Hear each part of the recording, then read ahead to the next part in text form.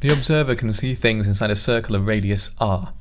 The jet travels in a straight line through this circle, and when the jet first becomes visible, it is at a radius r away from the observer, and when it stops being visible, it again is at a radius r from the observer.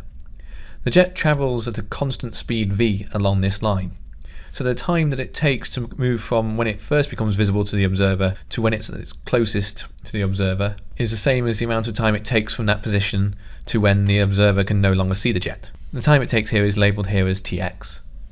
The sound emitted by the jet when it is at its closest to the observer will be the loudest sound that the observer hears. However, it will take a finite time t sound for the sound to travel the distance d to the observer. This means that time t1 given in the question is equal to tx plus the time t sound, and the time t2 given in the question is equal to tx minus t sound. This means that t1 minus t2 gives you 2 times the time it takes for the sound to travel the distance d, which is equal to d over the speed of sound. You can use this to work out how close a jet gets to the observer, and then you can use this to work out the distance that the jet has had to travel, along with the fact that t1 plus t2 is 2 times tx to work out the speed of the jet.